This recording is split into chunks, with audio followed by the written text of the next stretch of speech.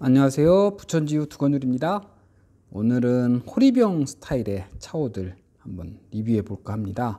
호리병은 마셔도 떨어진 듯 하면서도 계속 나오는 어떤 마법 같은 형태의 병이잖아요. 그래서 옛날 물자가 귀했던 시절에 굉장히 마술처럼 마법처럼 너무 신기하면서도 너무 소중한 존재였을 것 같습니다.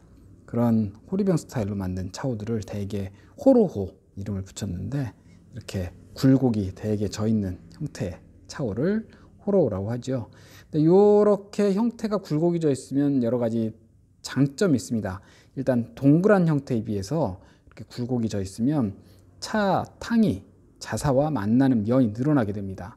대개 차탕이 걸쭉해지거나 아니면 향기가 살아나는 역할들은 이 자사호 표면에서 이루어지기 때문에 이것이 좀 더 넓을수록 아무래도 차향과 어떤 차탕의 진득함이 더 잘 살아나겠죠.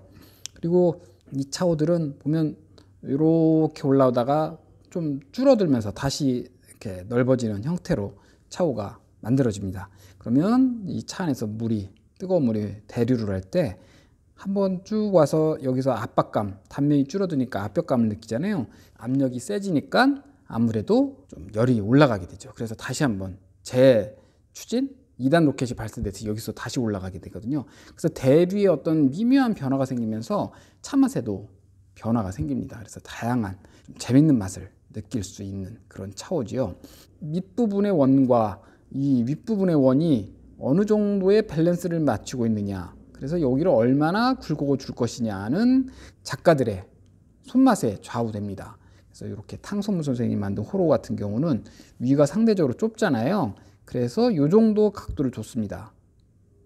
이거는 이제 어떤 황금 비율이 있는 것이 아니고 이 자사의 재질이라든가 그다음에 뚜껑의 형태 여러 가지를 감안해서 작가가 본능적으로 만드는 것이죠.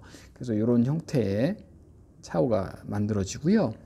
상대적으로 우리 주근강 선생님의 차오는 좀 탕선무 선생님에 비해서 넓적합니다. 그러니까 여기에 좀 더 액센트를 주고 윗부분을 좀 납작하게 해서 좀 다른 형태의 맛을 만들어 주는 거죠. 이것도 작가분께서 이런 차오를 만들다 보니까 이 재질에서는 이런 형태의 차오를 만드는 것이, 약간 호로 스타일을 만드는 것이 맛과 향이라든가 그런 데 좋다, 이런 느낌을 받으셔서 이렇게 설계를 한 것이거든요. 이렇게 고급 공예 미술사들만 이런 차오를 만든 것이 아니고요. 우리 조리 공예 미술사 서광 선생님도 이 차오를 만들었습니다. 이 차오는 이름이 아예 호로입니다. 근데 보시면 위가 상대적으로 좀 넓죠. 그러니까 굴곡을 그렇게 많이 주지 않고 약간 미끈한 느낌으로 만드셨죠. 그건 준이 재질로 만들었기 때문에 아마 당신께서 이렇게 만드는 것들이 차 맛을 좀 더 좋게 하지 않을까라는 당신의 철학을 담으신 거죠. 그래서 이 차는 또 이런 맛이 좀 있는 널찍한 그런 느낌의 호로가 됩니다. 또 생화로에서도 이런 호로 스타일이 있습니다. 이 호로는 좀 더 이 위와 아래의 비율에 차이를 뒀죠. 그리고 가운데에 좀 더 강조를 하면서 이 차오의 맵시를 좀 더 강조를 했는데요. 그럼 어느 차오가 더 좋냐?